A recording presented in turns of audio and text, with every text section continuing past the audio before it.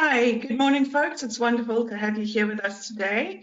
As you all know, we are going to be reviewing the draft 2986 food labeling regulations, which were sent out for comment a few weeks ago by the department. We have with us this morning the wonderful team from Hahn & Hahn Attorneys. So we have Jeanette Tomkow-Coetzer, Isabella Mazzone, and of course, well-known Janusz Luterek. Without further ado, I'm going to hand over to them. Janusz will share a little bit about the team, and then he's going to dig straight into the regulations because, as we know, they are quite long and there is a lot to get through. Over to you, Janusz.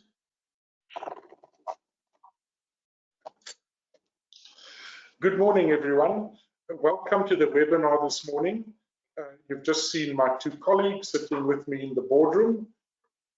What I'd like to just be very clear on about today is that, first of all, this is not a regulatory workshop. You know, you would have seen that there are workshops being advertised, such as the SAFOS one. Those workshops are taking a whole day. As you can imagine, these regulations running to some 243 pages, it's impossible to go through them in the sort of time that we have available. So what we are doing is we're going to show you what is in the regulations and comment in certain areas of the regulations where we think something is strange or something like that. Then secondly, what I wanted to say was, you've all heard, or many would have heard, that the regulations that were published had an error or had errors in them. And the department has said they will be republishing the regulations. It's important to understand that they have said these are minor errors. And as we work through them, you will see that there are a number of errors in them. I do not believe that there would be substance changes to the regulations. The principles in this draft will be in the republished draft. I'm pretty certain of that. So it's quite important to start understanding already now what they have in mind by R2986, because that is most likely what will be in the final draft and eventually the final regulations. All right, thank you. Let's start with the presentation. What do I do here? Yeah. And click there. Good. And click on the red arrow to make it go away. So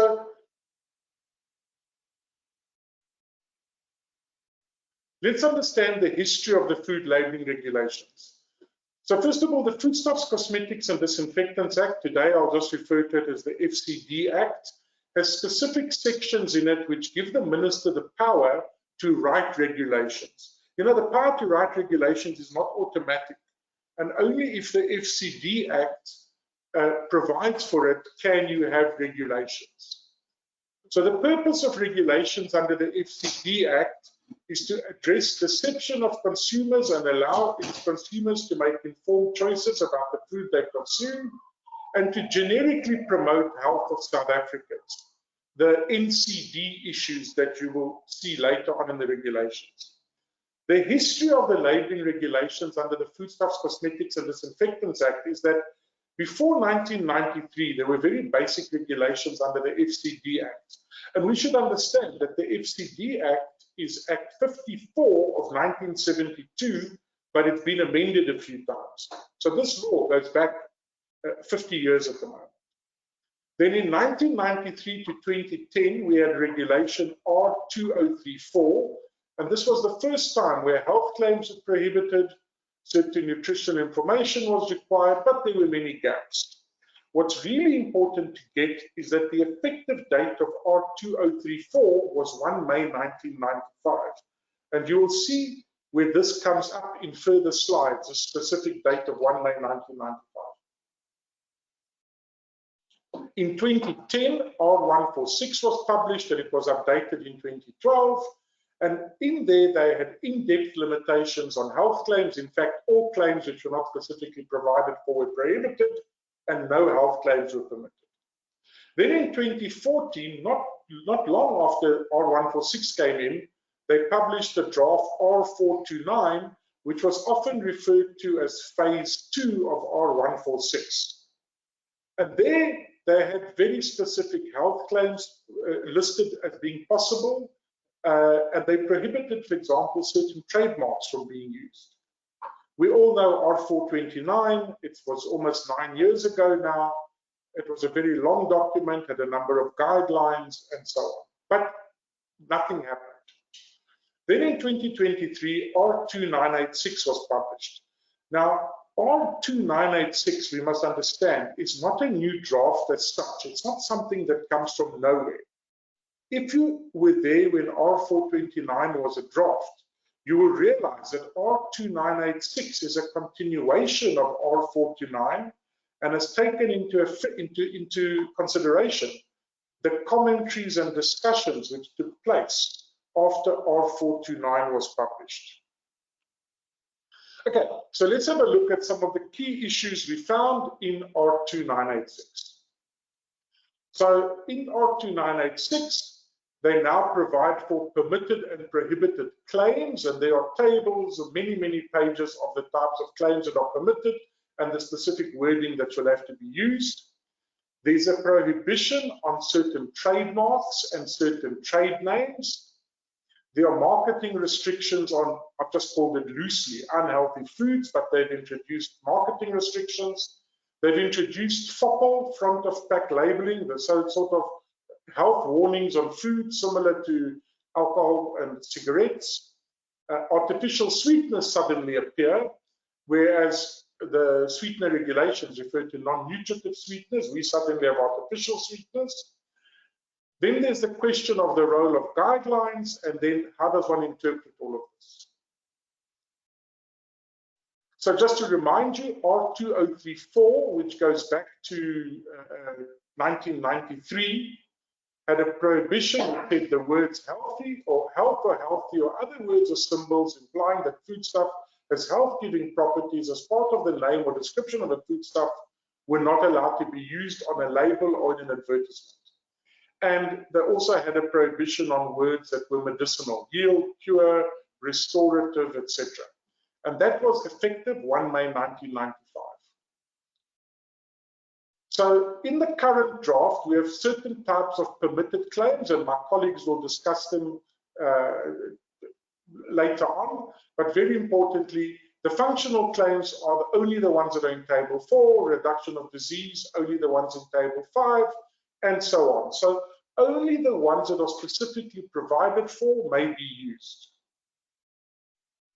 When we deal with functional claims, no deviation may be is allowed from the prescribed wording.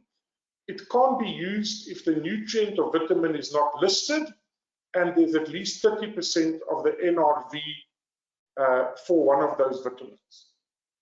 For reduction of disease claims, you again can't change the wording, you cannot attribute a degree of reduction, and you must comply with the specific characteristics, for example, the quantity. When it comes to whole grain health claims, those who were there with R429 will remember the very long discussions and debates, the whole grain working group, etc., etc. This has now been distilled down to tables 6, 7, and 8 in Regulation 70, and they now have 100% intact whole grain, recombined whole grain, and partially whole grain claims. And for each specific claim type, there's specific wording and specific requirements, and you cannot deviate from this. Oral health claims, no sugar-free claims are allowed unless specified non-nutritive sweetener has been used, and this is in Regulation 71, Table 9. Then there are several types of claims that are restricted. So slimming claims, there are very strict conditions for these, and it will require the notice that says only effective as part of an energy-controlled prudent diet and an increase in moderate physical activity. The meal as a whole must be an energy-restricted meal. So many of the types of meals which, for example, restrict carbohydrate only, but are not as a whole energy restricted, would not be able in any way to refer to slimming. Then we have detoxification claims, which are now considered to be medicinal claims and are therefore banned for all foodstuffs. So going back to the issue of health that claims in names, I want to deal with all of this right up front here because it's spread out throughout the whole of R2986, but actually as a topic, it's very important. So there's a definition of health claim, which means an effect on the human body, including an effect on one or more of, and then they list all the things such as functional process, growth and development, mental performance, oral hygiene. These are all considered to be health claims. And then in R2986, in Regulation 48, it says that a claim with a nutrition or health message, which is not provided for in the regulations, is not permitted on the labels or in advertising thereof. And then it says specifically at 2A, these regulations apply to generic names, brand names, or trademark names. So you cannot have a trademark and say, oh, well, that's my trademark. That's not a claim. When these regulations come into effect, your trademark is a claim and will therefore be prohibited unless it's one of the claims that are allowed. And then the names that are contemplated in paragraph 9 may not be used to mislead consumers with regard to the generic or specific nutritive properties, generic or specific health-giving properties. And this is very important. Through a play with words or parts of words. And there are many products out there which use Vita and Nutri and who knows what other parts of word or plays of words you can come up with. So they would all be prohibited if they don't comply with the requirements. If they are interpreted or related to an energy, nutrition, non-addition of sugar, salt, ingredient content or health claim. And then it says that generic names, brand names, or trademark names may be used if the foodstuff is eligible in terms of nutrient profile model for nutrition and food claims to make a claim with the nutritional message and compliance with the relevant criteria for said claim. So it's not that all product names which have a health claim in the name are banned, only those that don't comply with the nutrient profile model. Then, when nutritional information about a particular nutrient or substance is provided in the nutritional table, and there's no claim or a health message made outside the table on the label, it wouldn't be considered to be a claim unless, and this is very important, if you start highlighting in the table by using different background color, different font types, different letter sizes, any particular nutrient, then that suddenly would be considered a claim. And then, of course, if a substance is a scheduled substance or it's regulated under the Medicines Act, you again cannot have a claim related to that. Then there's an interesting exception, and this comes up a few times. Foodstuffs produced for sale by a small producer or street vendor. This concept of small producer and street vendor comes up a number of times. And it follows from the comments on R429.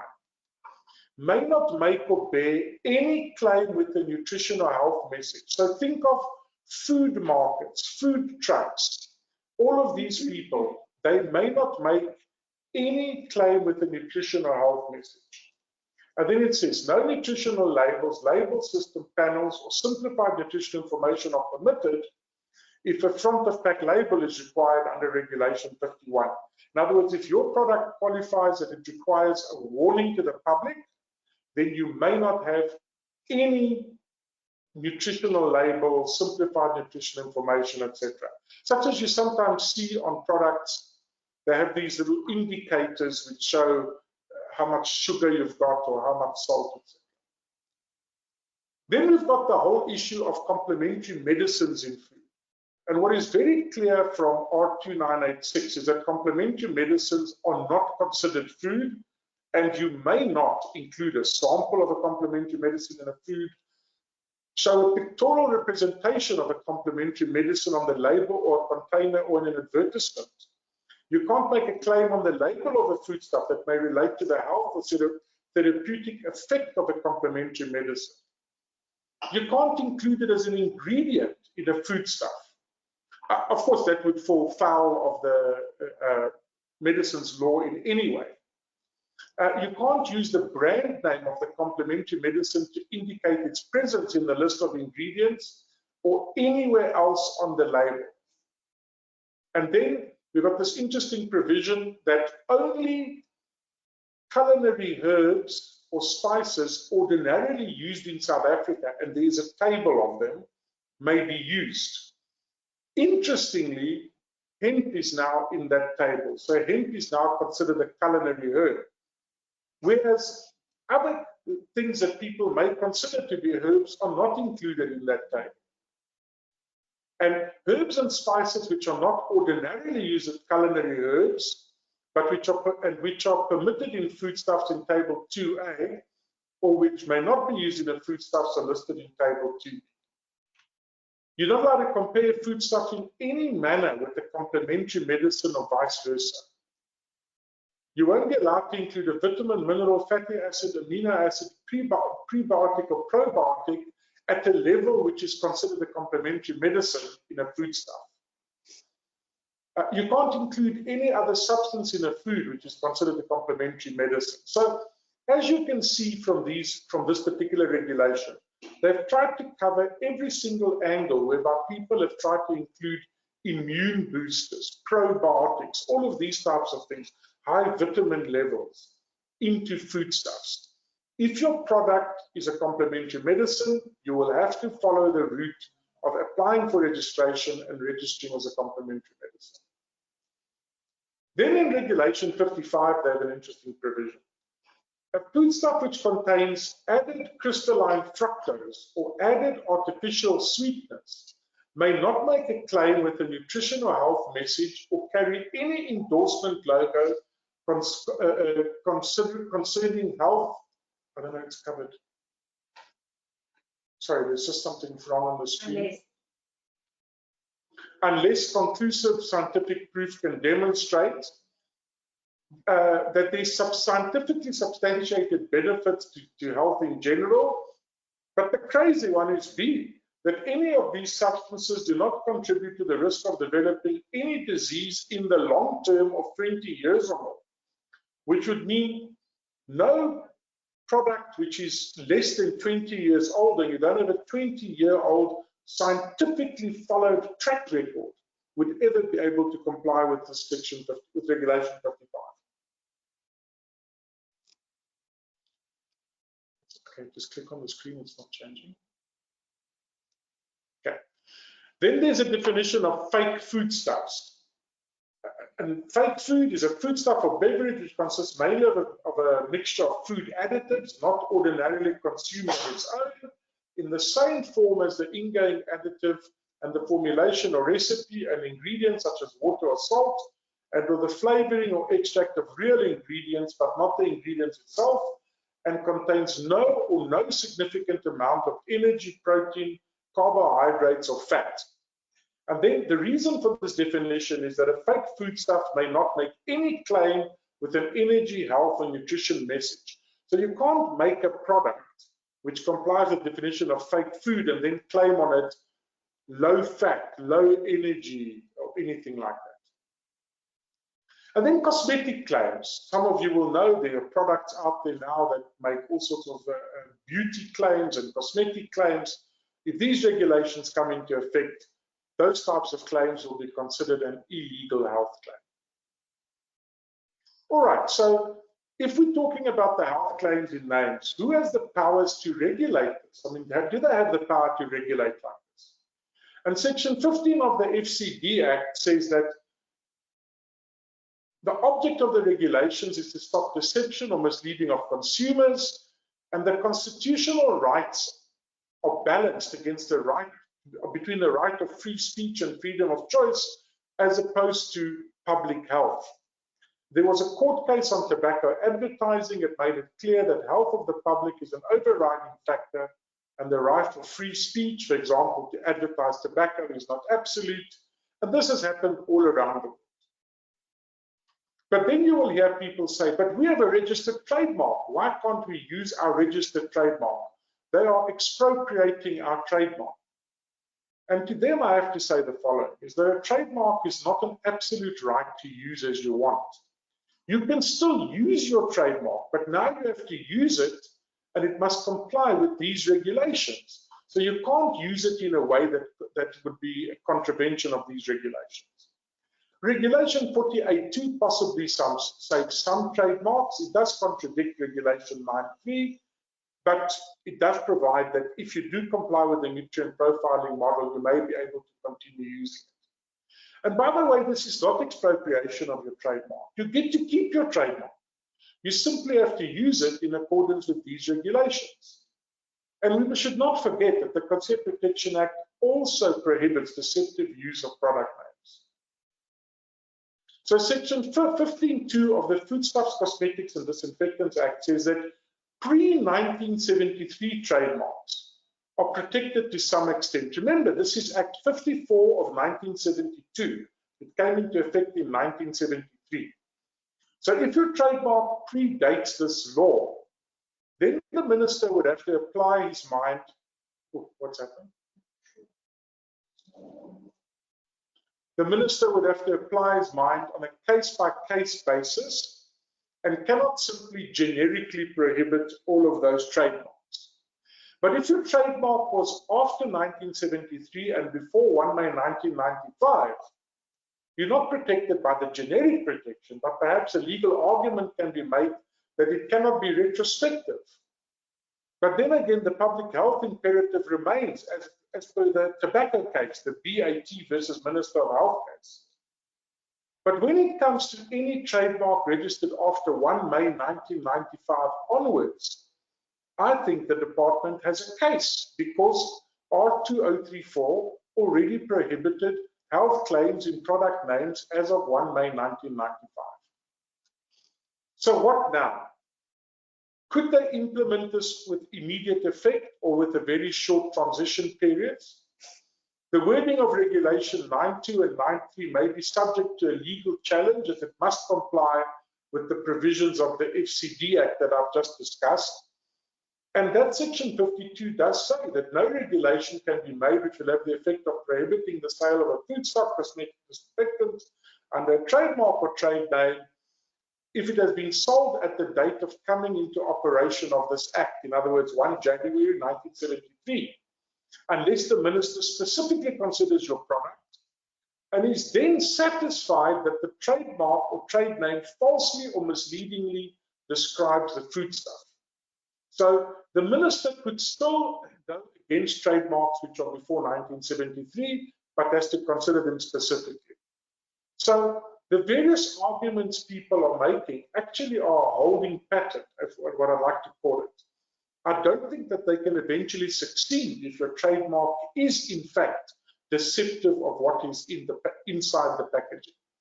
And you may have to consider rebranding. What is the legal position of guidelines? Well, Section 15.6 of the FCD Act provides that the minister shall not less than 3 months before making any regulation under this Act cause the text of the proposed regulation to be published in the Gazette. Section 16 of a law called the Interpretation Act provides that when any regulation is authorized by any law to be made by a minister, it shall be published in the Gazette. What you would have all noticed by now is that the guidelines were not published together with the draft regulations. And upon inquiry with the department, I was told specifically they do not intend to publish the guidelines until after the regulations are in place. But are guidelines enforceable in the same way as regulations? So regulations are published for comment. The guidelines are not published for comment. The FCD Act does not consider the issue of guidelines. There's no specific provision for a Director General or anyone else to simply publish guidelines which then have the force of law. Some officials have stated they are not enforceable and are intended to guide a person only on how to comply. Well, if that's the case, then the guidelines are there to assist in compliance with stated criteria, but cannot be enforced as such. So the minister defines a guideline in the draft regulation as a guidance document intended to provide detailed information, clarity, and examples to enhance interpretations of the regulations. They shouldn't be able to point to a specific limit of something in a guideline and say it's illegal to cross that limit. The guideline cannot set the limit. The limit must be in the regulation. What about interpretation issues? Some people have asked about this. Well, there's overlap between the various acts and regulations. Unless specifically stated, one regulation is not subordinate to another regulation, especially if it's under different acts. If you think of R2410 and R1283 under the Agricultural Product Standards Act, which overlaps with certain regulations under R2986. In our law, unfortunately, the ministries operate in different silos. Each minister interprets their own regulations and only look at other regulations literally out of interest. If in conflict, there's a problem that arises, and in fact, the ministers should consult each other and try and clarify the situation. Government officials cannot alter regulations. A government official cannot say, oh, but I intended the regulation to mean this or mean that. If it's got to mean something else, an official amendment is required. The Agricultural Product Standard Act allows officials in some instances to waive certain requirements, what they call a dispensation. There is no such provision under the Foodstuffs, Cosmetics and Disinfectant Act. Beware of officials providing interpretations of regulations. For example, an inspector approving a label, and then another inspector comes along and orders the product to be removed from sale because he says, well, I don't care what the other inspector approved, your label doesn't comply. And finally, don't forget, guidelines are not the same as regulations. Okay, very quickly now into a few definitions. There are many pages of definitions. I'm only going to highlight a few specific issues. You can read the list for yourself. So, the definition of additive now interestingly excludes a processing aid. Processing aid is defined inside Regulation 36.4. You'd think it should be in the definition section. And it specifically now says that it's something which is added and which is not a food ingredient by itself. It fulfills a certain technological purpose during processing, but it may have a non-intentional but unavoidable presence of residues or derivatives in the final end product. We finally have a definition of processing aid. Coloring foods are defined in these regulations, but now it conflicts with R1008, which is the colorant regulation. The coloring foods definition here is also very limiting. It's only a single ingredient agricultural commodity with a natural ability to color a food. And then they list a certain number of foods. And if you use one of those, you can say you've used your product as a natural coloring food on the list of ingredients. The problem is that the coloring foods companies are using in South Africa are not single ingredient agricultural commodities. They are in fact physical extracts of various products, and they probably do not comply with this definition. Then we have various date definitions for manufacturing and packaging of foodstuffs. I'll speak about it in a second. There's a new definition of bulk stock, which now correctly includes a definition of stock which is sold in larger quantities to other food manufacturers or catering establishments. The definition of claim now includes a trade name or brand name, and referring to the characteristics of a product, in particular its nature, identity, you know, the usual things, including production and storage. We have a definition of preservative, which now again differs from the definition of preservatives in R965. There's also a new definition for processed. This is a far more limiting definition. And for example, juicing an orange is now considered processing. So if you have orange juice, it's considered to be a processed foodstuff. Even if you've done nothing else to it, simply squashed the orange. Raw processed meat now is a definition, but what about R2410 under the APS Act, which deals in great length with raw processed meat? Then we have a definition of a street vendor, which is a person who offers goods or services for sale to the public without a permanently built structure, but with a temporary static structure or mobile stall, or with their goods laid out on the sidewalk. And they have a definition of a small producer, which is a micro business, etc. They've introduced these because in the past people kept saying, why must I comply with these regulations? What about the street vendor? What about the small producer? Well, now they've included the definitions, and they've, in certain instances, excluded them from certain rights under these regulations. In Regulation 2, it says a person may not manufacture, import, sell, or donate a food which is not labeled in accordance with these regulations. And it also says it's a legal obligation to provide accurate information regarding characteristics, origin, composition, quality, nutritive value, and nature or other properties of the foodstuff to the consumer. Other sections of regulation do deal with various prohibitions which are superfluous, as it's a normal manner of interpreting law. They say you may not contravene this, you may not contravene that. Well, you may not anyway, because that's the law.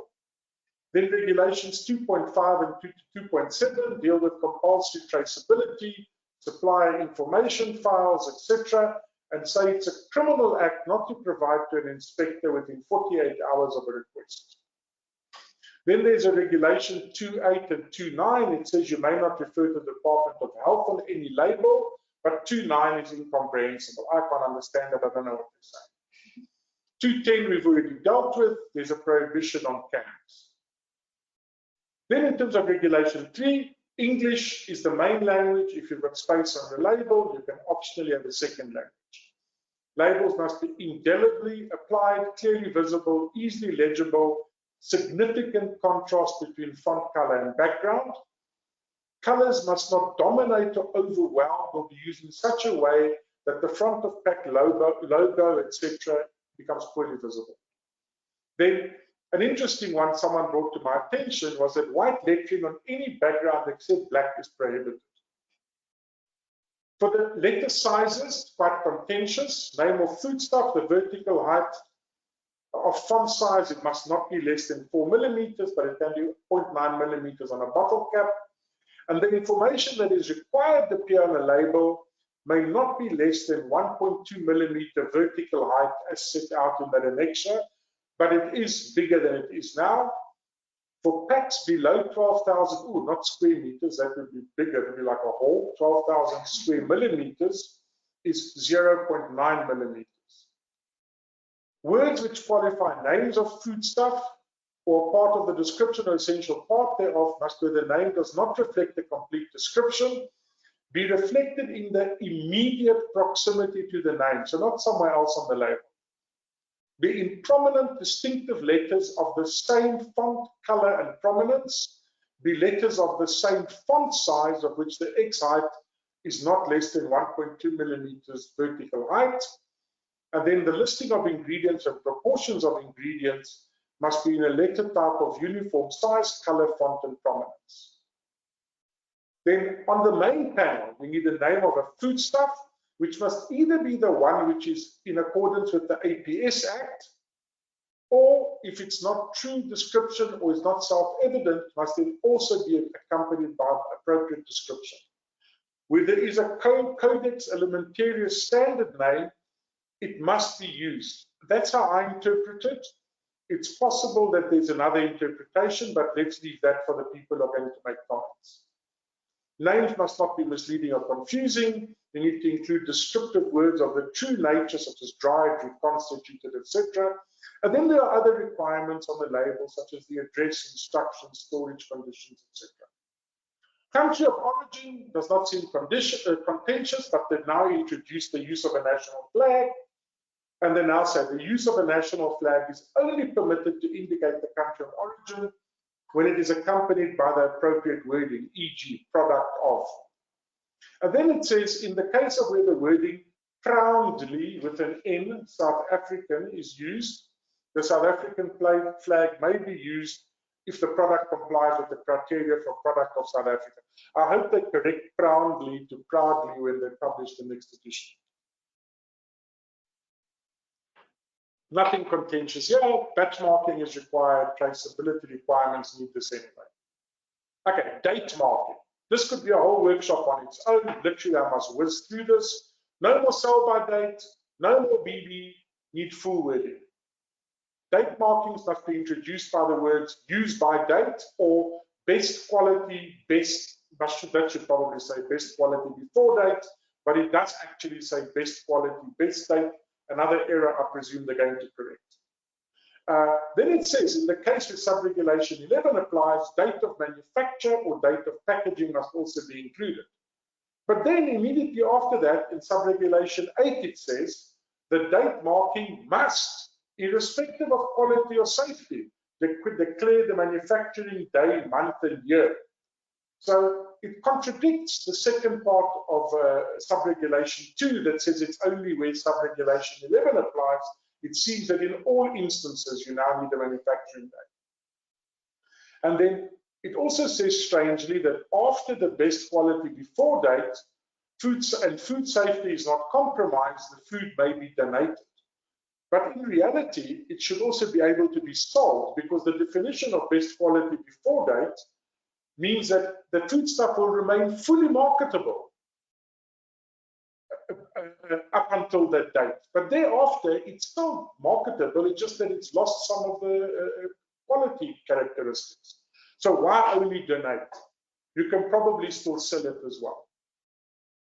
Then prohibited statements on a label or advertisement of a foodstuff. You may, this whole section includes names and trade names.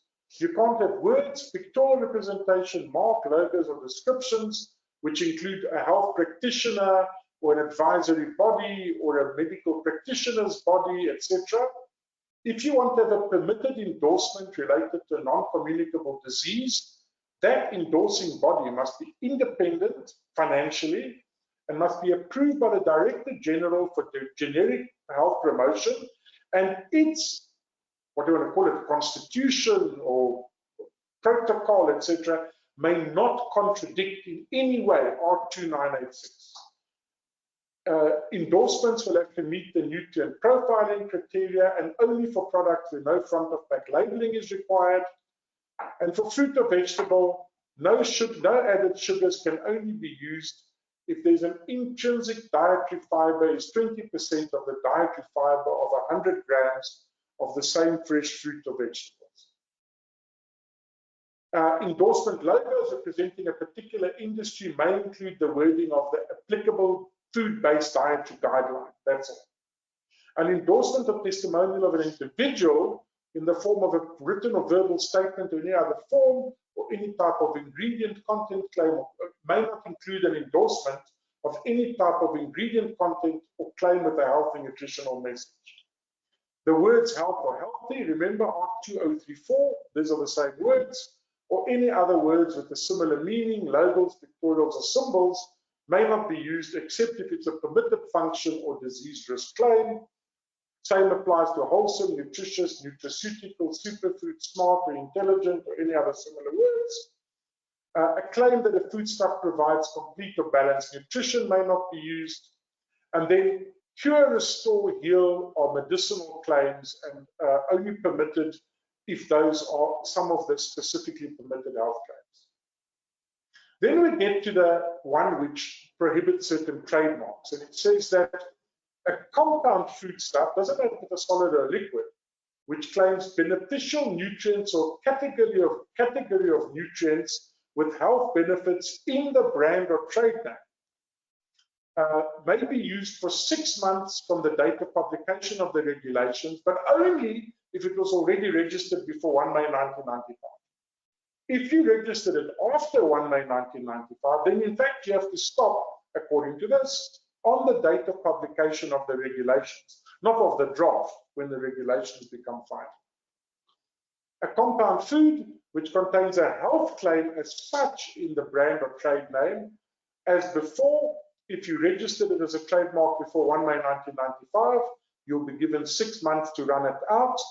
If you were only registered it after 1 May 1995, immediately stop using it on date of publication of the regulation. One can have a whole debate about the legality of saying something is illegal as from date of publication and what the effect of that is. Interesting ones on non-alcoholic versions of liquor products are only allowed if provided for in the liquor legislation. So if you had an alcohol-free Manhattan iced tea or some or other alcoholic product. It's potentially a problem unless the Liquor Product Act allows for it. A raft of terms defined in Regulation 9.5, and you need to go look at them, but they should actually be in the definition section. They include things such as what is the definition of a medicinal or therapeutic claim, what is generic health promotion, what is a health practitioner, what is a non-addition claim, and what is evidence-based nutrition.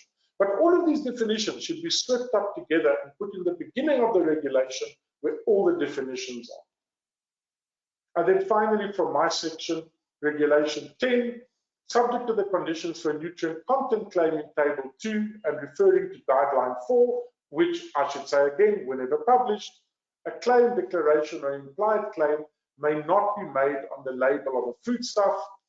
And then for the purpose of this regulation, a complementary medicine has the meaning assigned to it in the regulations made in terms of the Medicines Act. Well, another definition that should be in the beginning of the regulations. So let me hand over to my colleague Janet, who will take this further. Janet is also a food lawyer. She's been practicing with me now for over a decade and was also there when R429 was in draft. Hi everyone. I'm going to speak to you. I was going to deal with regulations 11 to 14, but the changes in there were not really substantial. So I'm going to rather start from regulation 15, and I'm actually going to go and just show you one of the big things that we've come across in each regulation.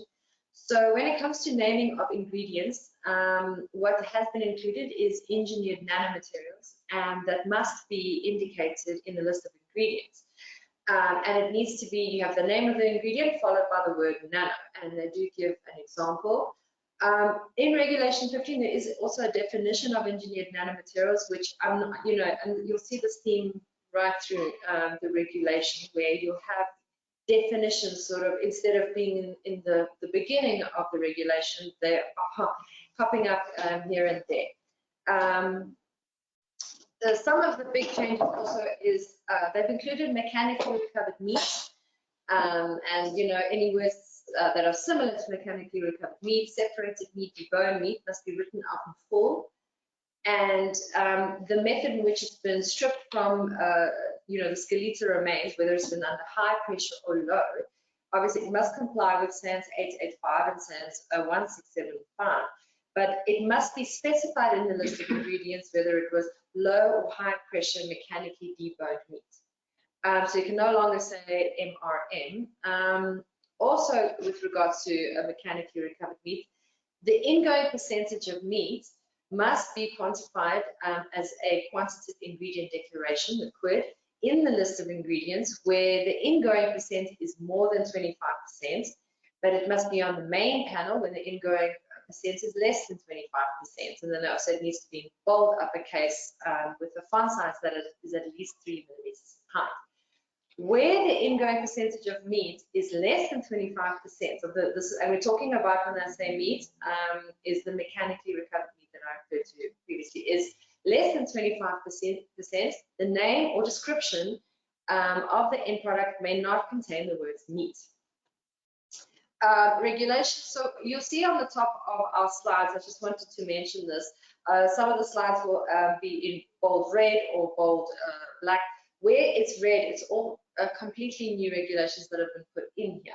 Obviously, they are coming from, for here, I'll give you an example. We talk about the indication of type of meat species in Regulation 17 and raw processed meat in Regulation 18. So 17 deals with fresh, canned, frozen, raw processed and processed fish. If they are pre-packed or offered to sale, must clearly indicate the commonly used or known names. And we have a question mark there because obviously this deals under R2410, which deals with it quite extensively under the APS. And 17.2 also, only meat of animals and birds referred to in the Meat Safety Act, or fish species referred to in SANS 1647, which deals with the approved market names for South African fish and related seafood, and other marine foods that are intended for human consumption must be in the food stocks. 18, in the case of raw processed meat, words such as basted, basting, self-basting, marinated or marinating, seasoned or seasoning or any other words with a similar meaning may not be used to hide the fact that the additives or other ingredients were added into the raw meat. Then we deal with Regulation 19, and there were quite a few additions in Regulation 19 when it comes to quid. Raw processed meat products, excluding biltong and dried sausages, must indicate the quid for the meat and water content as percentages on the main panel, and it must be done in the following manner. Meat as the total meat in the final product, and not the standard requirements that as in SANS 458 or 289. Water, which must include any water in glaze on the product and any water that has been added inside the product in the form of a formulated solution. And remember, both of these must be as percentages on the main panel. For raw processed meat products, the meat and the water quid that I just spoke about needs to be in bold uppercase letters, and they even prescribe the size in height for each packages. So for packages sizes 500 grams or less, it must be 3 millimeters in height. 500 grams or more than 500 grams, at least 5 millimeters in height, or for packages of 5 kilograms or more, at least 10 millimeters in height. A quid declaration is not mandatory requirement for canned fish and marine products, frozen fish, seafood products, agricultural fishery products, and agricultural products, for the compositional standards or regulations which already exist, except for, and there's an exception, processed meat products as per SANS 885, raw processed meat products, which excluding biltong and dry sausage, blended fruit juices, nectars, fruit drinks, dairy products, edible ices, and canned meat, fish, and seafood products. Then, in cases where the quantitative content of an emphasized ingredient varies from batch to batch, an internal specification which stipulates a minimum and maximum amount is required as part of the product specification as per the supplier ingredient information files and guideline 1, which we don't have at the moment, and in which case the percentage declared on the label must always be the lower one. Then we move on to Regulation 21. Added water, they weren't substantial changes, but the reason I put this in is just so that you can see. So added water must be declared in the list of ingredients, and water that is added as an ingredient or through processing of a foodstuff must be declared unless, and then there are the exemptions, but everywhere where there is an exemption, they do specifically state excluding raw processed meats, which I thought, so even with regards to brine or syrup, you know, those are excluding raw processed meat. Now comes the biggie, if I could call it that, a whole new regulation, Regulation 22, which deals with added caffeine and alcohol containing foodstuff. Where caffeine is added in a solid foodstuff, and in brackets, you know, we put the sachets or candy, and we had a debate in our offices on whether this would be, you know, a cappuccino, you know, those chocolates, flavored candy, chocolates, cappuccino candies, or, which I thought was an interesting one, is the coffee sachet that you would then obviously pour into a mug and pour water. Would that then be classified as a solid foodstuff? Because it's not in a liquid form when you buy it, it's in those each individual sachet packets. Right, so the caffeine content indicated in milligrams per single portion or serving and per 100 grams per milliliters must be indicated caffeine, and then obviously the amount in milligrams, grams, and milliliters, in or directly under the nutritional information table or adjacent or below to the warning message. Now the warning message says, contains caffeine, not recommended for children, pregnant, or lactating women or persons sensitive to caffeine, in bold font, not less than 3 millimeters in height, and it must be declared on the same panel, on the same vision, same field of vision as the name or description. Then it goes on further. In the case where caffeine as such is added to any foodstuff, and this is very important because this will then apply to solids and beverages, the word energy must not be used in the name and descriptor of the foodstuff to which caffeine has as such is added as an ingredient.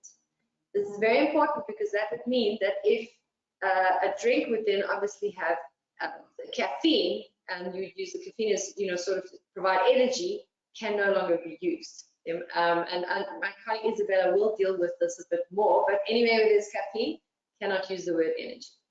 Compound foods, such as Christmas cakes, which would obviously that contain a liquor product, as one of the ingoing ingredients, must declare the percentage alcohol on the main panel and bowl front. Then fats and oils. The main changes in fats and oils is that cold extraction and hydrogenated was defined. So cold extraction means with regards to edible vegetable fats and oil manufacturing, the oil is obtained by mechanical procedures such as expelling, pressing, the crushing of fruits or seeds without the application of heat and without altering the essential nature of the oil. It may be purified by washing it in water, settling, filtering, and centrifuging, and cold pressed and mechanically pressed. They have the same meaning. Hydrogenated in relation to oil fat means all the available carbon-carbon double bonds and have been saturated by the addition of hydrogen atoms. Bulk stock has also included an amendment which states that foodstuff which ordinarily sold in retail as individual units, but in wholesale as multiple units per container, and label information becomes obscured and inaccessible to consumers as a result of the external packaging of the container in which it was transported and offered for sale, irrespective of whether clear shrink wrap is used or not. The following minimum labeling requirements must appear on the bulk or multipack. So it's got the name of the product, name and address of manufacturer, special storage instructions, allergen information, batch code, and an appropriate date marking. Small packages, they are not exempt from front of pack labeling, the logo. And subject to regulation 24.1, and that was the, as I just read to you, this bit here, which relates to bulk stock. A front of pack logo, if applicable to obviously to the product, must be present on the label unless sold from a bulk stock container. This is very important because, you know, for all these small packages, where it is applicable, it needs to now contain the front of pack logo. It's not exempt. Pictorial representations, there was an addition. So the pictorial representation on the label or any advertisement of a prepackaged foodstuff may not be presented in a manner that's false, misleading, deceptive, or likely to create erroneous impression regarding the contents of the container or its character, origin. And then, this is the new part, living conditions in the case of animal-derived products, its composition, quality, nutritive value, nature, or other properties in any respect, provided that a foodstuff, garnish, foodstuff, or ingredient not present in the container, if used in the pictorial representation, may not dominate the pictorial representation. This was quite a bit of a debate between us as to what exactly this would be, but I think it's obviously it may not be larger than what whatever the pictorial representation is. It can't be larger than the foodstuff that you're actually selling. The important bit is the second, regulation 28.2. Prepackaged foodstuffs may not be described or presented on any label or in any labeling by words, pictorial, or other devices which refer to or are suggestive, either directly or indirectly, of any other product with which foodstuff might be confused, or in such a manner as to lead the purchaser or consumer to assume that the foodstuff is connected to such other products.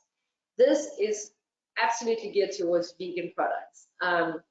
You know, where it is refers to or suggestive, whether directly or indirectly, to, you know, of any other products that so assume that it might be confused. So that's very important. General labeling requirements regarding food additives, regulation 32. So additives may be indicated on the label by the name of a specific principal additive category.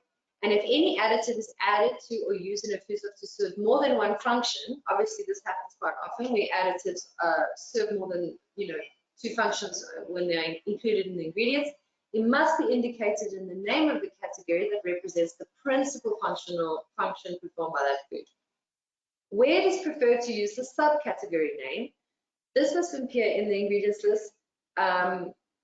First you have the name of the principal food additive, and in parentheses, in brackets, directly behind it, the name of the sub-food additive category, such as clouding agent. And I actually, because they refer to Annexure 1 in Regulation 32, and I did put it in here so that you can see what we're talking about, where, for example, you have the principal category, such as the color, coloring, or colorant, which is a food additive, which adds or restores the color in a food. And then you have the subcategory, decorative pigments or surface colorants. So just going back to that, so you must have the principal additive category, and where you prefer to have the subcategory name, you need to first have the the principal category, and in parentheses, the subcategory.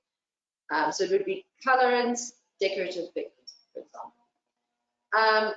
Regulation 33 states that both the E or INS number and the technological function of the additive must be indicated in the list of ingredients in either of the following formats.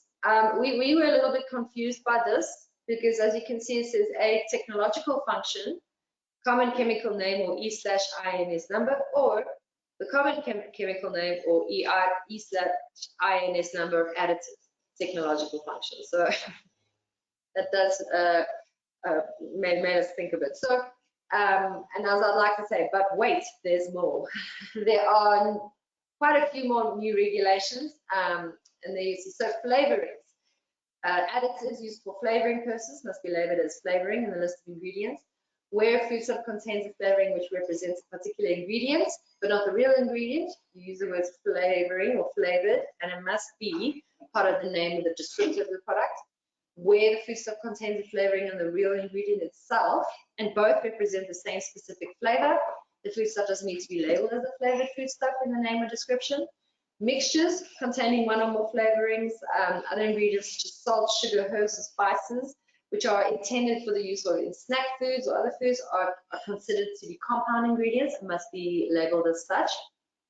Preservatives, which is regulation 3. A preservative must be indicated in accordance with regulation 33, which was general labeling requirements for food additives that I just went past. In the case where sodium or potassium nitrites and sodium or potassium, hang on, sorry, I see that the sharing was now stopped. I believe it should be fine. In the case where sodium or potassium nitrites and sodium or potassium nitrates are used as curing agents, the curing agent, the technological function, as well as the name of the additive must be indicated as follows. So you say preservative or color retention agents, and then sodium or potassium nitrates or nitrite.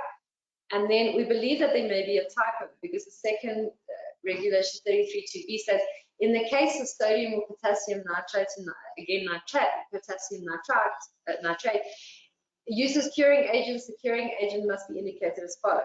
Curing agents, sodium or potassium nitrite and nitrate. So we're not sure if there's perhaps a typo between in regulation 33(2), where the added sulfur dioxide and other sulfites is more than 10 milligrams per kilogram, the added sulfur dioxide or sulfites must be declared. Where the added sulfur dioxide or other sulfites do not form part of the ingredients, but are transferred to the foodstuff through contact in the packaging material, or where the skin of whole unpeeled fresh fruits and vegetables was treated with added sulfites, the presence of the added sulfites, irrespective of the level, must be declared on the container, package, or label in close proximity to any bulk sale of an unlabeled produce. I'm not sure how this will be applied because I'm not sure how one will know, you know, whether or not the packaging will be placed next to something that could potentially transfer. I believe that is something left for debate. Antioxidants, in terms of regulation 34, so the presence of antioxidant as an additive, so not as an ingredient. Here specifically, this regulation deals with it as an additive, must be indicated in the list of ingredients. As antioxidant, as an additive, common chemical name. Artificial sweeteners, which I know a lot of individuals were quite interested in this. So the definition as per regulation states the artificial sweetener for the purpose of these regulations means food additives that impart a sweet taste to a food, including artificial, non-nutritive, intense sweeteners, not limited to aspartame, sucralose, saccharin, and acetylene potassium, stevia glycosides, and providing lower energy sweeteners such as polyols, and excluding mono and disaccharides from many food ingredients. So that does include stevia. They shall appear in brackets immediately following in the name of the artificial sweetener or the type of artificial sweetener, followed by a semicolon and the name of the artificial sweetener. The rest of this regulation, a lot of it was portions from R733, which were the sweetener regulations. They were incorporated into here, but that is quite an interesting regulation. Next, we deal with modified starches, processing aids, and carryover additives. Modified starches must specify the method of modification, subject to the regulations 32 to 35. A food additive carried over in a foodstuff in an amount sufficient to perform a technological function in that food as a result of the raw materials or other ingredients must be indicated in the list, and a food additive accepts a preservative carried over into foodstuff at a level less than what was required to achieve a technical function, as well as processing aids are exempted from the declaration in the list of ingredients. The definition of processing aid I'm not going to go over because Janusz did go over it in his slides earlier, and where we spoke about, and here, any additive or carrier for an additive which is derived from a common allergen must indicate the presence of the common allergen as described in Regulation 37, which I will deal with now. So they have changed how allergens must be indicated on the labels. So it must now be indicated in bold fonts if the allergen forms part of the name of the ingredient, or in bold fonts in parentheses after the name of such ingredient in the list of ingredients, regardless of whether it is self-evident from the name of the ingredient, provided that cow's milk may be indicated as milk only, or in close proximity to the ingredients list in the list or block with the words allergens and then the list. Now previously, I think it said it was contained allergens, but now they've changed that. When it comes to significant cereals other than gluten-free oats, the word gluten, as indicated as described in paragraphs above, if the common allergen is wheat or a derivative of wheat, the word wheat must be indicated as described in paragraphs A and B, in addition to the word gluten. And here it also states in allergens, in the case of sulfites, the presence thereof must be indicated when in an amount equal or more to 10 parts per million. But this may contradict, and I'm just going to go back so you can see where we were talking about, where Regulation 33, where it would be, you know, where the added sulfur dioxide or other sulfites is more than 10 milligrams per kilogram. So perhaps there is an issue of where these two regulations contradict each other. What's also new is ingredients derived from common allergens that are exempted from the requirement to indicate appropriate allergen label.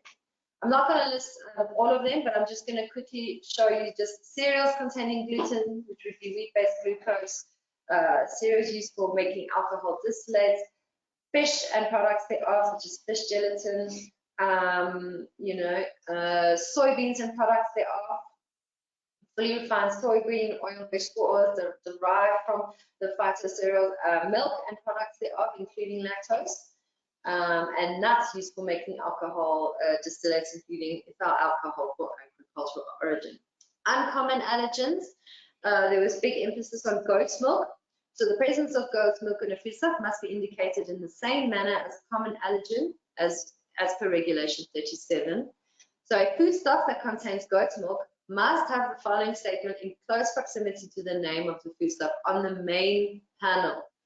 Allergenicity, cow's milk allergic individuals are at high risk to react to goat's milk. So please just remember, it says here, where it contains goat's milk, it must be on the main panel this warning. In the case of lupin and lupin-derived ingredients sold as such as part of a foodstuff, the following must appear on the label. Allergenicity, peanut allergic individuals are at high risk to react to lupin present in this product. So allergen-related claims regarding gluten-free and naturally gluten-free foodstuff. The claim gluten-free is not permitted for a foodstuff that contains an ingredient that is or has been derived from any species of significant cereals, which contains equal to or more than 20 milligrams per kilogram gluten in the end product. So that is new, where the level of gluten is determined by a protein quantification method.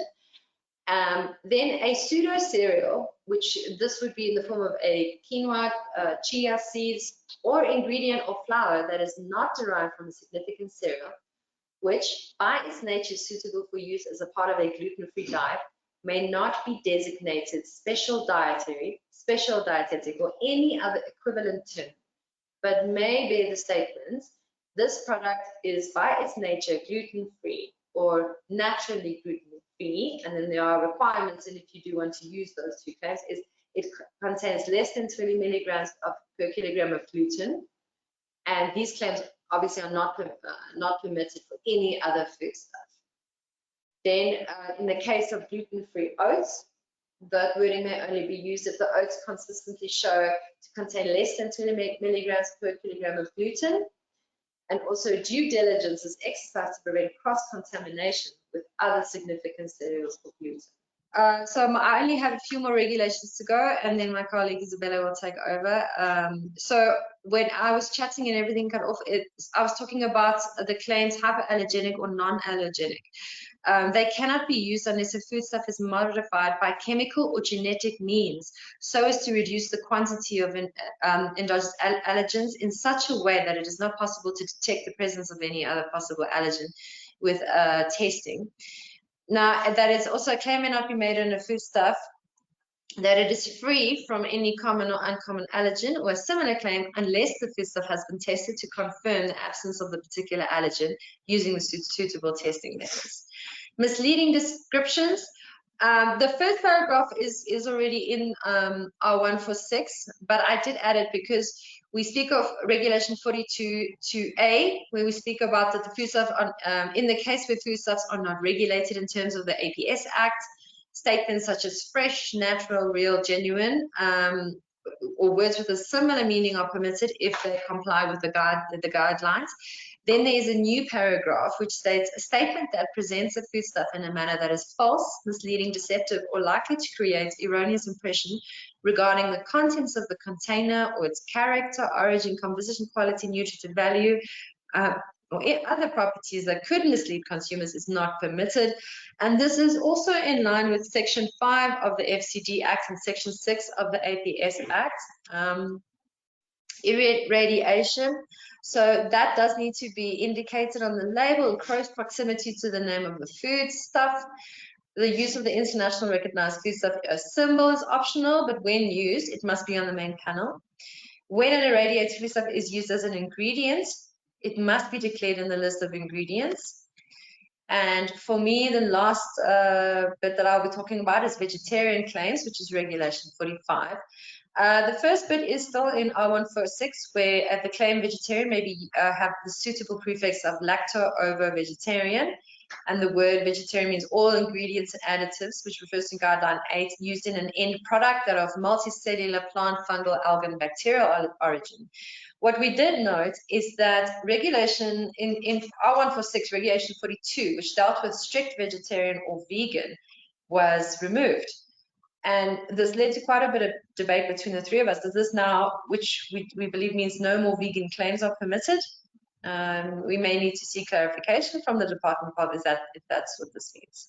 And that is it for me, and I will be now handing it over to Isabella. Go. Hi, everybody. All right, so we'll be moving on to something that's changed quite a lot, which is the nutritional information facts dealt with in Regulation 46 of R2986. So the table of nutritional information or facts is now mandatory on all foodstuff labels, except for these 3 exceptions, which are foodstuffs produced by a small producer or a street vendor, where no claims with a health or nutrition message is permitted on any food produced by a small business unless a table with nutritional information or facts is displayed on the foodstuff label, as well as the requirements of Regulation 50 are met.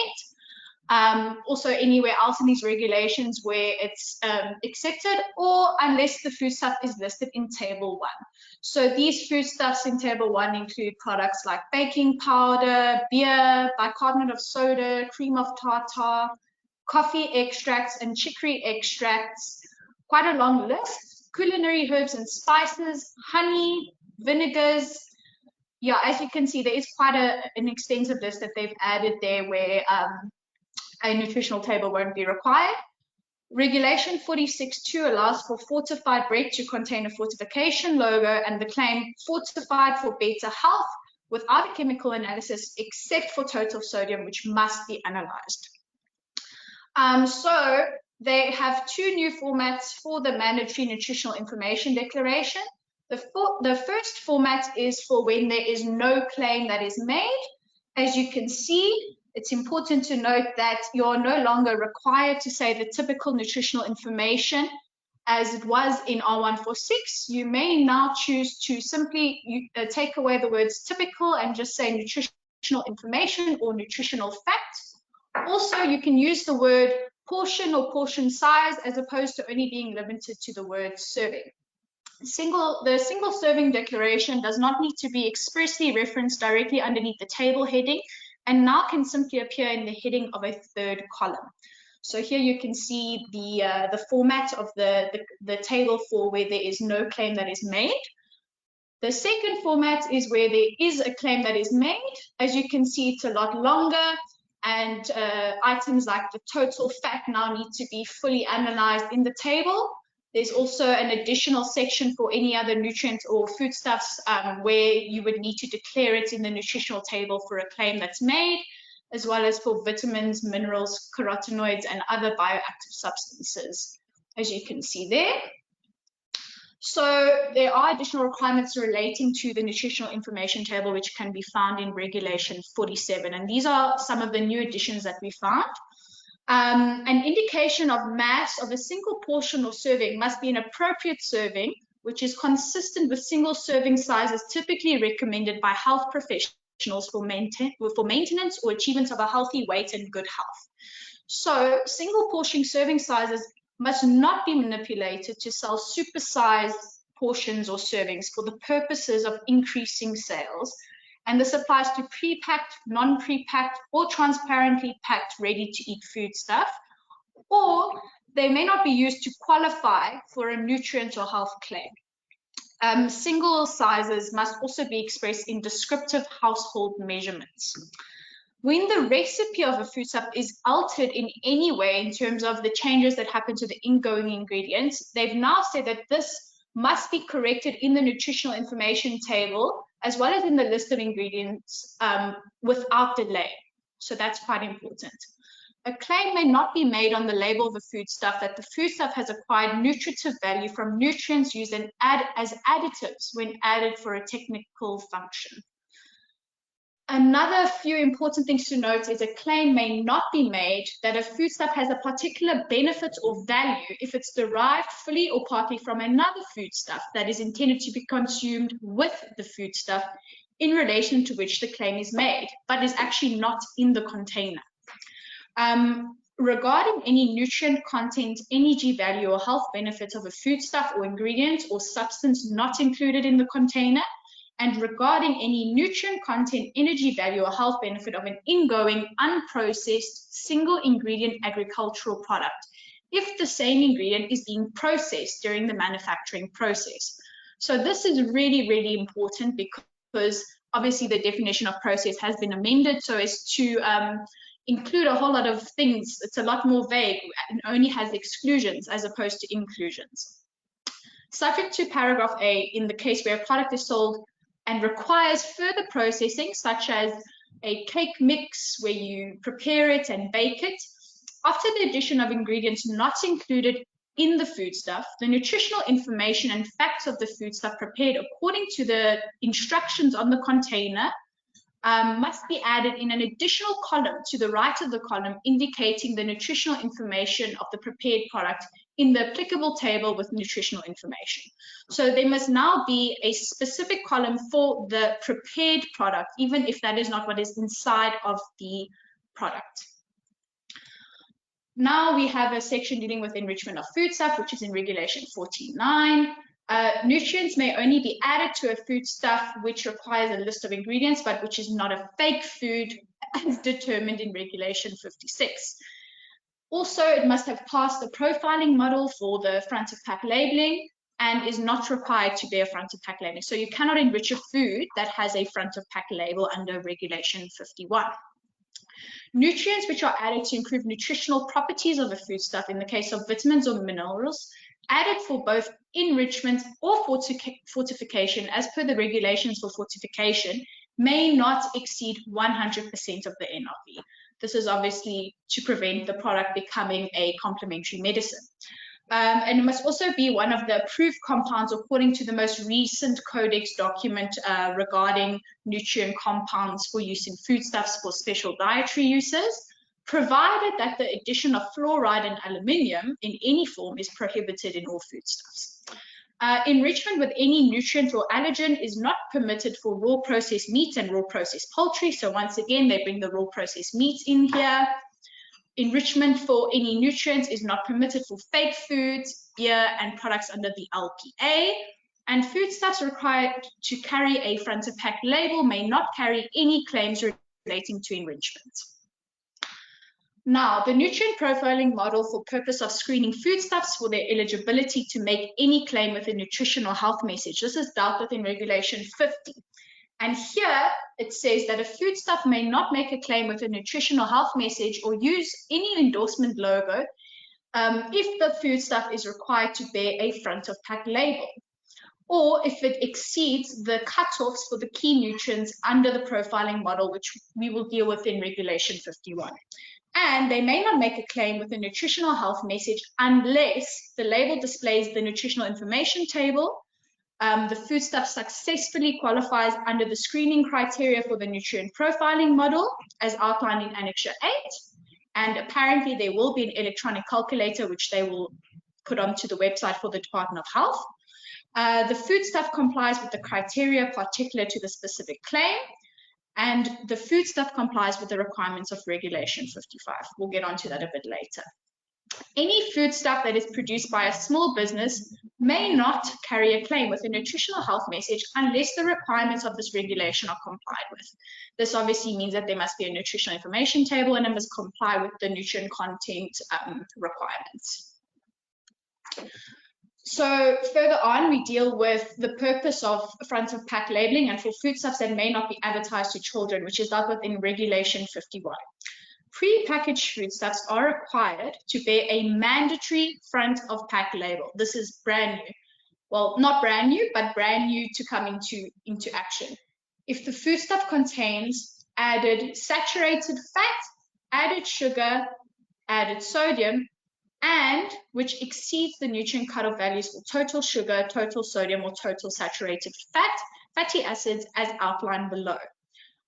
Interestingly enough, this also applies to any product which contains any amount of artificial sweetness. So there's no limit there. If it contains any limit, it must be declared in a front of pack label. So here you can see the nutrient cutoff values for sugar, saturated fatty acids, sodium, and then as well as any added artificial sweetener. So continued in the case of foodstuffs that require further processing, like we said with the cake mixes, after the addition of ingredients not included in the foodstuff as sold, the values for the purposes of assessing whether they comply with the nutrient cutoffs must be that of the prepared product. So that's quite important to note. Any foodstuff required to bear any front of pack logo as described in Annexure 10 must display these logos on the front of the package. This shall cover 25% of the front of package, and the size shall be calculated using the following formula based on the shape of the package. So they've actually put formulas there for you to calculate how to put these front of pack labels onto your product, and there you can see them below. So the front of pack logos on the front of the package must correspond to those nutrients which exceed the FOPL cutoffs. They must be prominently visible to a consumer when it's displayed on a shelf. It must be placed on the front of package and anchored to the top right-hand corner of the front of the package. Together with the white background prescribed in Annexure 10, they must cover 25% of the front of the package.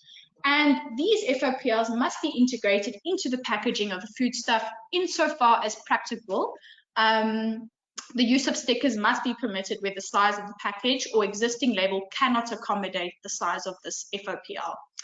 And the order of the logo shall use the exclamation mark as the first anchoring logo and be followed by sugar, saturated fat, sodium, and then artificial sweeteners if applicable. Interestingly enough, they talk about FSMPs here, so foods for special medical purposes, and they say that they are exempted from bearing any of these FOPLs. Very importantly, front of pack labels must comply with the following conditions. They may not be used to replace the mandatory nutritional information table. They may not be used for any other nutrients other than the ones provided for. They may not be marketed to children. So this is really important when we discuss Regulation 58 later. They may not make any claim with an energy, health, or nutrition message, irrespective of whether the foodstuff's nutrient profile passes the model. They may not be enriched, and they may not bear any endorsement logo related to reducing the risk of a non-communicable disease. So here we go. These are how our front of pack labels are going to look. There you can see is the exclamation mark triangle, which will be the first one appearing in the holding strap. There it says warning, there'll be a warning device, and then the symbols will appear. There's a symbol for exceeding the threshold for total sugar, for total saturated fat, and for total sodium. And then right at the bottom is the symbol for the artificial sweeteners. Obviously, as I said before, this will be on the top right-hand side of the front of the pack label. Irrespective of the size of the package, the front of pack shall not have a height smaller than 1.5 centimeters. So that's really important to note. The front of pack label shall be placed on the top right corner and may not be obscured or distorted. As you can see, there also are specific requirements depending on how many of these warnings must be placed. So for one symbol, no less than 10%, 2 symbols, no less than 15%, 3 symbols, no less than 20%, and then anyone bearing 4 symbols shall cover no less than 25% of the front of pack. So there's obviously 3 different configurations depending on how your package is actually displayed.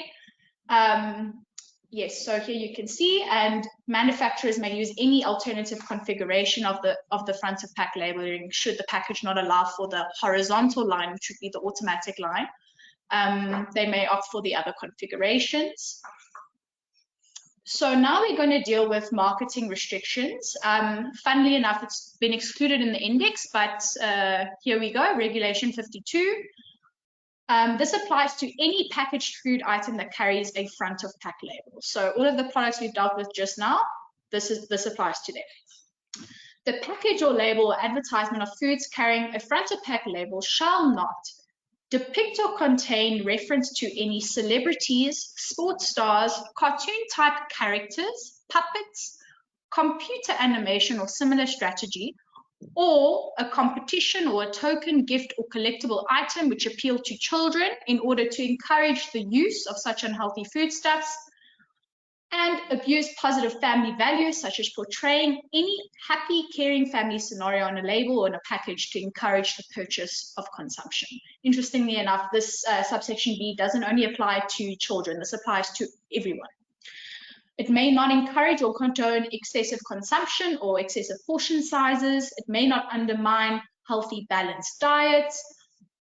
It may not encourage or promote an inactive lifestyle or unhealthy eating or drinking habits. It may not omit undesirable aspects of a food's nutritional profile by misleading the consumer.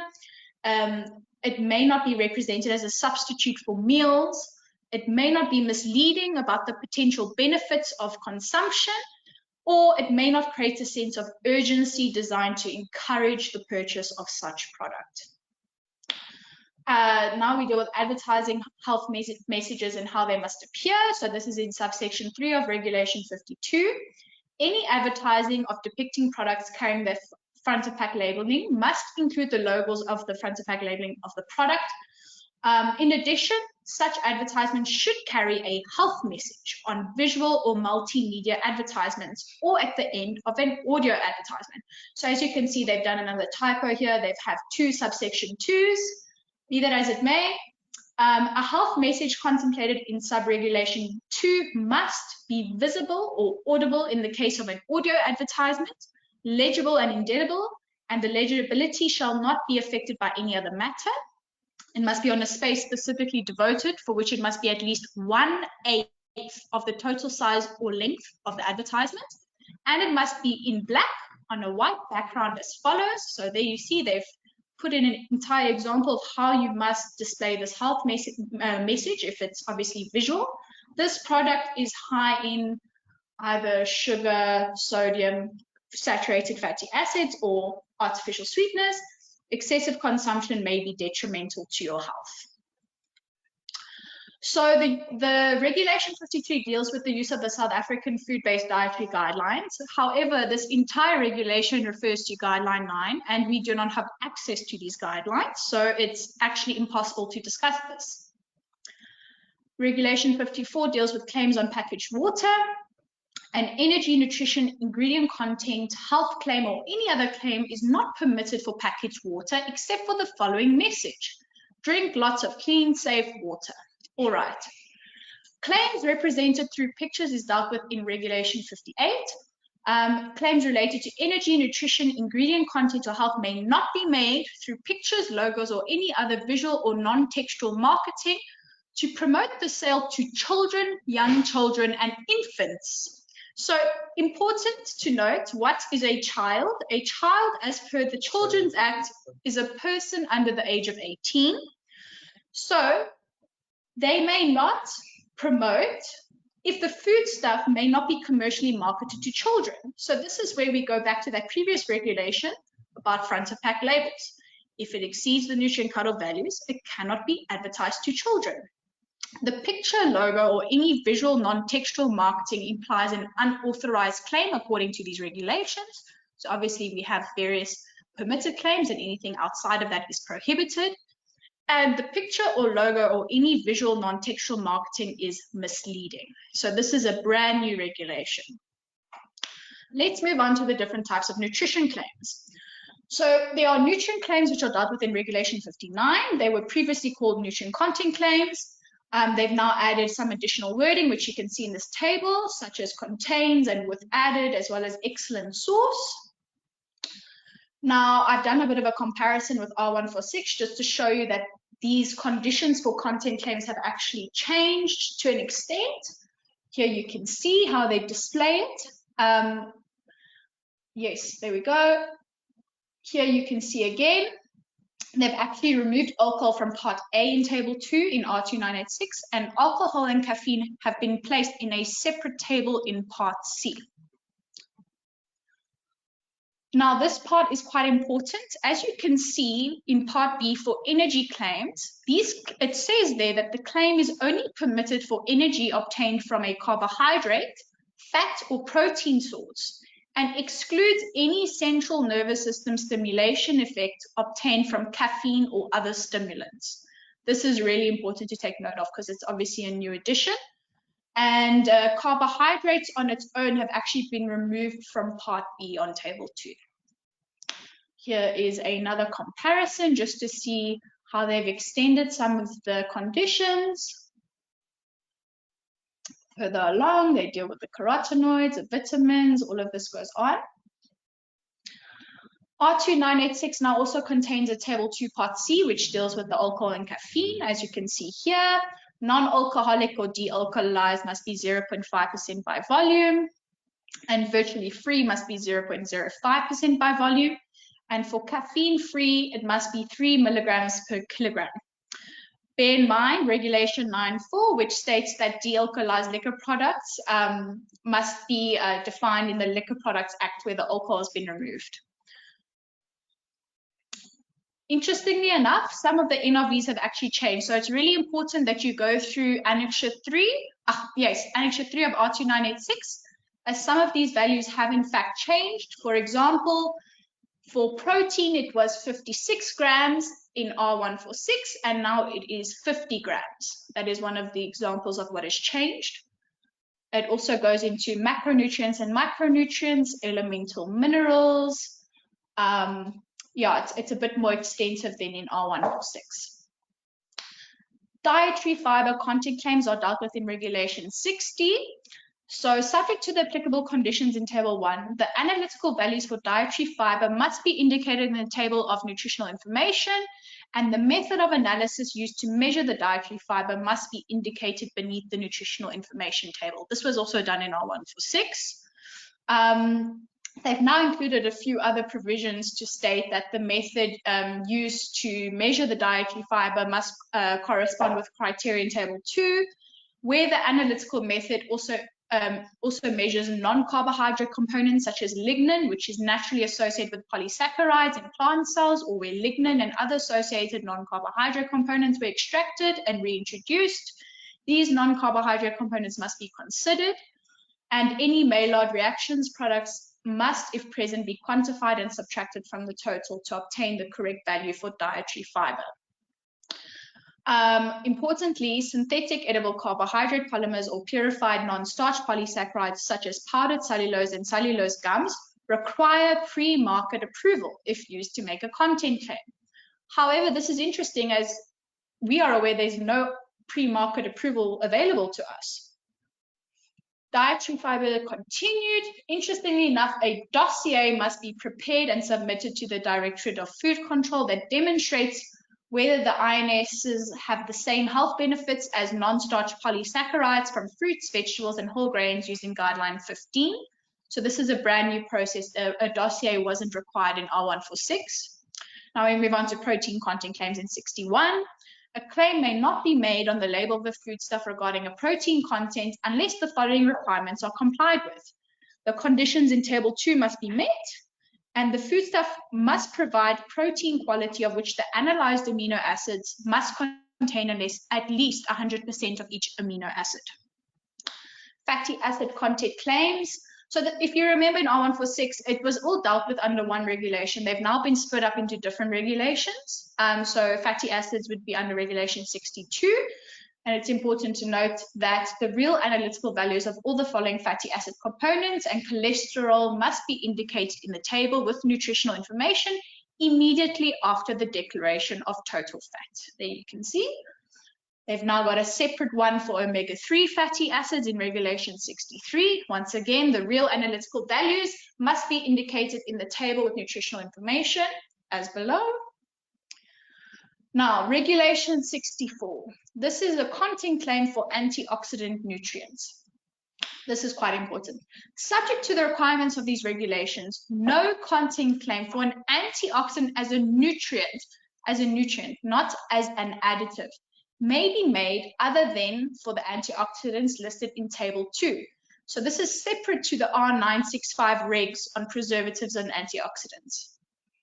A generic claim, generic reference on a label or in advertising about the presence of an antioxidant in a foodstuff may not be made unless the antioxidant by this is identified by the specific name of the substance with antioxidant properties followed by the word antioxidant. For example, vitamin C, in brackets, antioxidant, provided that the minimum amount in a single portion or serving is not less than 30% of the NRV, which Janusz also spoke about. In the case of carotenoids, for which an NRV does not yet exist, the value consisted with high in the Table 2 must be considered the minimum amount. Reference to the ORAC score may not be made about an antioxidant naturally present in or added to a foodstuff. And for the purposes of this regulation, they once again add a couple of definitions, which should be in Regulation 1. And here they define an antioxidant as a nutrient as the following: vitamins A, C, or E, riboflavin, copper, selenium, zinc, polyphenols in olive oil, beta-carotene, lycopene, lutein, or zeaxanthin. Now we go to ingredient content claims in Regulation 65.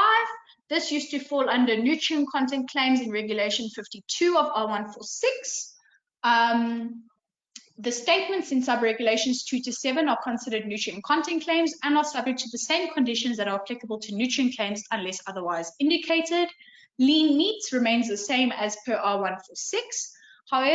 However, they've added the additions regarding to polyols. So statements that foodstuffs contain polyols, when a polyol is used as a sweetener, the relevant nutritional information must be indicated in the space provided for. And if the foodstuff qualifies for a claim sugar-free, the statement not an energy-free foodstuff must apply directly beneath the claim. A foodstuff containing polyols in excess of 50 grams per kilogram of the end product must be labeled with the following expression, which is: excessive consumption may have a laxative effect, provided that for a sugar-free chewing gum, the statement is required if the polyol content of the product exceeds 250 grams per kilogram. Continued, they've added regarding whole grain claims, which Janusz also went through, a statement that a foodstuff contains a whole grain, we combine whole grain with partially whole grain. An ingredient content claim, which refers to whole grain in any manner, is permitted if the claim whole grain must be preceded by the word recombine, and in the case of whole grain flour or meal, followed by the word flour or meal. The percentage quid, as well as the GI category for whole grain, partially whole grain, recombined whole grain, whatever the case may be, must be indicated as part of the content claim as follows. And there they put a statement that must appear with regards to the quid percentage of the whole grain, provided that a logo of the whole grain concept may only be used if not less than 97% of the product consists of whole grains. So that's really important to take note of. A logo depicting the whole grain concept is permitted if the end product contains at least 75% whole grains. They added a whole section about prebiotic claims. Statements about prebiotics, it's where the foodstuff must have at least 2 grams pure prebiotic per single serving, and the prebiotic must be one of or more of a combination of the following. So they've listed the prebiotics over there. The type of prebiotic and source must be in brackets in the list of ingredients, and the amount thereof must be declared in the nutritional table. Where the criteria for a content claim for prebiotics are complied with, the following generic health claim may be made on the label. Prebiotics beneficially affect the intestinal flora by selectively stimulating the growth of the good or beneficial gut flora or microorganisms, or positively affects intestinal health. They've amended the no added sugar claims. So claims regarding non-addition of any mono or disaccharides to a foodstuff, such as no sugar or free sugar or no sugar added or no added sugar, or other words, may not be made for an end product unless. And now they give a whole lot of exceptions. So they've got the single ingredient agricultural product, fresh single fruit juice or single fresh vegetable juice. End product is not a fruit or vegetable juice or concentrate thereof, which is blended with another fruit juice or concentrate in order to comply with certain sweetness Brix requirements. No compound ingredients of which any sugar is an ingoing ingredient or intrinsic sugar, such as jams, jellies, sweet confectionery, and chocolate. No sugars or source thereof may have been added to the foodstuff irrespective of the technological purposes, such as sucrose, glucose, fructose, etc., and irrespective of whether the added sugar or source is an intrinsic or added sugar, or the sugar may not have been increased above the amount contributed by the ingredients by some or other means, such as the use of enzymes to hydrolyze starches to release sugars. They added something with regard to no added salt claims, which wasn't in R146. So you may now say no added salt if the foodstuff contains no added sodium salts, no ingredients that contain added sodium salts, and no ingredients that contain sodium salts that are used to substitute for added salt. Another important addition, nutrient content claims may only be used for ready-to-eat foodstuffs. Applicable definitions, once again, in subsection 10, they've defined added or free sugar and intrinsic sugar. Comparative claims are in Regulation 66. There are some important new additions when compared to Regulation 53 of R146, including the fact that a minimum absolute difference of not less than 15% of the NRV applies for micronutrients. Reduce sodium or salt according to national goals of the year in the public's interest to lower blood pressure. Subject to the regulations relating to the labeling for GMOs made under the Act and Regulation 59.8, in the case of a single ingredient agricultural food crop or produce where improved nutritional quantity that was obtained through intervention in agricultural practice, excluding the addition of nutrients through enrichment or fortification, the percentage increase of the particular nutrient in the nutritionally single ingredient agricultural crop or produce compared to the conventional crop must be clearly indicated on the label in a mandatory statement that must accompany the comparative claim to the effect that the percentage higher level of whatever nutrient is the result of whatever the source of the higher nutrient content is. So we discussed this amongst each other, and we thought of examples like canola eggs, any types of claims they make that make it seem as if the product is more superior based on the additions of the GMO. Now we're going to deal with GI and GL, nutritional information claims, which is dealt with in Regulation 67.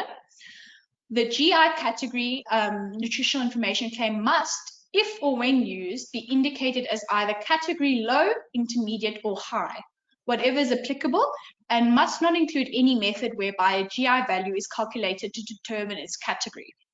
The declaration of the GI category is valid only when the results of 2 independent labs correspond in a likewise manner. So that's quite a new addition there. GI category and GL nutritional information claims is only applicable where the glycemic carbohydrate content of 40% or more of the total energy, a fat content less than equal to 30% of the total energy, and a total protein content less than or equal to 40% of the total energy. It's not valid for foodstuffs containing less than 10 grams glycemic carb per single serving. Lastly, a GI category claim must not be indicated by a specific numerical value, but must be indicated or ranked as low, intermediate, or high GI. So they provide a conditions for GI category table, which is outlined in table 3 below. The GI, if or when used, must always be indicated together with the GL and never shall either be indicated in isolation. This is quite interesting. The GL is calculated according to the formula as defined in Regulation 1, and in Regulation 1 they do provide a formula which is at the bottom of the slide. The GL information must be expressed per single portion or serving directly underneath the GI category on the bottom 2 lines of the nutritional information table, and the following statement must appear in boxed and bold font. As you can see, there's the statement. Subject to sub-regulation 7, when the formulation is actually changed, the reformulated foodstuff shall in fact be retested to ensure that the category is correct. All right, now we're going to hand over to Janusz to finish off the presentation.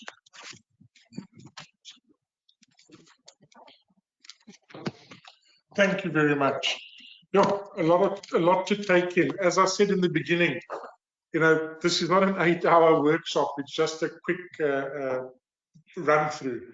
So functional claims. A function claim may be made for nutrients listed in table 4, but only by using the approved appropriate wording in column 2. You know, there's no sensible way to go through this in a presentation like today. This is something you will have to go and look at these tables, look at these annexures, go through the various functional claims which are permitted, go through the ones that are not permitted, and see which ones apply to you and what you need to comment on. So the foodstuff must contain per single portion of serving at least 30% of NRV in order to be able to make a claim. And in the case of carotenoids, at least the amount specified in column 3 of part B of table 2 must be present. And then again, believe it or not, here's a definition. Function claim means a claim that describes the physiological role and function of a nutrient or substance in growth, development and normal physiological functioning of the body. Look, at least they've defined it, but it should have been in the beginning. So there's just an example from the 40 pages of all the approved function claims, but you will need to go through the ones and see which are relevant to you. You will only be able to use this wording and only if the conditions in the last column apply. Then there are permitted claims in Regulation 6872, and I introduced those briefly in the beginning, but a full analysis and discussion will require several hours, and the SAPOST workshops to be held in March 2023 will deal with these and are highly recommended. They will actually be dealt with by a nutritionist, so it will make a lot of sense. Detoxification, interesting one. A health claim that implies a foodstuff is a tonic or may have detoxification or similar effects is now a medicinal claim and is prohibited for foodstuffs. And then let's talk quickly about the exemptions. So the list of exemptions is long, very similar to R146, but they have added these that relate to a street vendor. Street vendor is this person who offers goods for sale to the public, off the curb, etc. And street vendor foods are exempted from labeling requirements. A table of nutritional information and facts is mandatory, except for foodstuffs which are produced for sale by a small producer or a street vendor, as was discussed previously. And then foodstuffs that are produced for sale by small producer or street vendor may not make or bear any claim with a nutrition or health message, which is quite strange because earlier on in the other regulation it says unless it complied with the nutrient profiling model and it had a nutritional information or facts table. Here it seems to say that they can't make those claims, so someone needs to look into that. And then let's talk finally about commencement. So these regulations as a whole would come into effect 2 years from the date of publication of the regulation, not of the draft. But here comes a problem. So regulation 9.2 and 9.3, the one that prohibits the use of certain trade names and trademarks, will come into effect on the date of publication. So literally, if they publish suddenly out of the blue the regulation, you have to stop selling your product tomorrow, unless your trademark was registered before 1 March 1995, in which case you will have an additional 6 months. I'm expecting people to comment on this because it's an impossibility. Then regulations 49 to 73 that Isabella has just dealt with enter into force 12 months after the date of publication of these regulations, and that's the front of pack, nutrient profiling, and the like. And then regulation 8, which deals with date marking, enters into force 6 months after the date of publication of these regulations. But is 6 months realistic? So let's think about it. Immediate. If something was coming immediately, what must brands do? Brands may be in place for some years. You will need packaging redesign, use up existing packaging, loss of goodwill, etc. For date marking, 6 months is not long enough, as some products have a shelf life of 2 years, maybe longer. What must happen to all of those products and any packaging that you've purchased for those products? And 12 months, well, many SKUs, if you have many SKUs, this won't be enough time, because you would not have enough resources and lab capacity in order to do all of this in 12 months.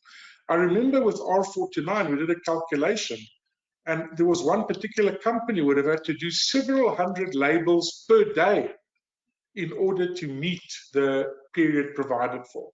So I think some of these periods may be open to legal challenge unless these timelines are adjusted, but most importantly, comment must be submitted on why these timelines are not realistic. Thank you very much. We don't have a lot of time, but let's see if there are some questions we can possibly address. Thank you, Janusz and team. That was certainly very, very informative. We do have a number of questions which have been posed, but we have actually run out of time. It is now 11 o'clock. So I'm not sure if we should continue with those or if we should handle them in an article or perhaps a separate Q&A session. Janusz? Perhaps I can email it. Well, I mean, if we could stay on for a short while still, if people had, if there are some pressing questions. Sorry, just doing that way. Super. I'm going great. I'm going to go through a few. Ladies and gents, if you do have to leave, we will understand, and the webinar and the presentation will be available on our website, and we will distribute that via our newsletter and social media. But if you would like to stay on for a little while, then we will continue with the Q&A session. Right, okay, so is fortification banned from the label and ingredients list? We have a question from Tabaleng. Is fortification? Sorry, say that again? Is fortification banned from the label and ingredient list? Is fortification banned from the label and ingredient list? No, it's not banned from, because I know that we've got maize that's fortified. No, so we must differentiate between fortification in terms of the fortification regulations, in which case they stated that you can fortify, but only up to 100% of the NRV, and then the normal fortification rules will apply. Yeah. Or is the question relating to people who want to say on their label, source of, excellent source of, which is not a mandatory, but a voluntary fortification. But as far as I see on the draft, it's not banned. It's just got to comply with the tables and what the requirements are. Yeah. Okay, so Tabaleng, I hope that answers your question. So Whitney has a question saying the artificial sweetener definition includes all the non-nutritive sweetener, but now it becomes difficult to have the FOPL due to non-nutritive sweeteners. However, one should amend furthermore, there's a non-nutritive sweetener definition. What classifies as artificial, it's a little bit confusing. In fact, Yes, the question it is a seems a little bit bit confusing. That's why I think they put the definition of artificial sweeteners in that regulation, not in the front, but sort of inside that regulation, because now it wasn't artificial before, but now we have that definition. Yeah. Yeah, and it actually is not in line with R733. Yeah. So that's important to note if you want to comment. There is a difference between the one that's in R733 and now the proposed draft. Yeah. Okay, so good point to know there, Whitney. Please make a comment on that it does differ from the other regulation. So we have the draft refers to tartrazine. What about MSG flavorful enhancer? Well, tartrazine, there weren't any changes, the same as it was before with R146. It's why I didn't make any comments on it, because there weren't any substantial changes. So the same will apply as was with R146. Okay, great. Okay, sorry, I'm just going through the list. Tabaleng again asked about vegan and vegetarian logos being allowed, and I think you discussed that, saying that the vegan claim specifically is going to need to be challenged or queried in comments, because that wasn't. Yes, I think comments need to be submitted in this regard, because with the previous regulation 48.2, which dealt with vegan claims in R146, that's been removed, and they specifically dealt with it. So we're not, does that mean now that vegan claims are not permitted? So that must be commented on. Yes, definitely. So Paul says, do these regulations refer anywhere to cultivated meat products where it's cellular agriculture grown in a lab? So it does, in that regulation, we had it up there, which says that a foodstuff, remember that part 2, that cannot be similar to Oh yes, no, yeah. It cannot be, Janusz is right, it cannot be misleading, where it is directly or indirectly, and this is also where I mentioned pictorial representation. Yes, that's often pictorial representations, where it cannot be, and that's specifically with vegan, well, we believe that's with vegan products, where it cannot be misleading or purported to be similar to a product that it's not, and that exactly would be like a burger or nuggets, the way you think it's chicken nuggets, but it's or where you think it's coming directly from a cow. And yes, yes, correct, and that is in a pictorial representation as well. So whatever you put on that representation, if you make it seem exactly like a cow grazing on that, and it's not at all what it seems, that's prohibited. Yeah. So they don't mention cultured meat or any of those type of products specifically by name. They may not even be aware of it. But certainly there are definitions for raw processed meat. There are those definitions I will have to look at, because they refer back to the Agricultural Product Standards Act, which also doesn't take into account cultured meat. So although it's not specifically prohibited, you'd have to be very wary how you label it so that you don't fall foul of the prohibitions. Yes, that is prohibited. So again, potentially another comment should be submitted there about, perhaps the specific inclusion, of products which are, cellular agricultural products and stuff like that. Definitely worth being considered. We have another question here, quite a long one, regarding the sweetener issue, but I'm just going to refer to the one specific part of it from Denise, where it says, are isomalt and maltitol now being referred to as artificial sweeteners instead of polyols? Will we be required to put a contains artificial sweeteners warning label on every chocolate bar and packet of sugar-free sweets we manufacture, or are isomalt and maltitol not considered artificial? Correct. So polyols are included in the definition of an artificial sweetener. So in fact, that would be the case. Okay, so companies who were previously able to market and advertise as you know, without the claims of, you know, artificial sweeteners, are now going to have to put that on their products.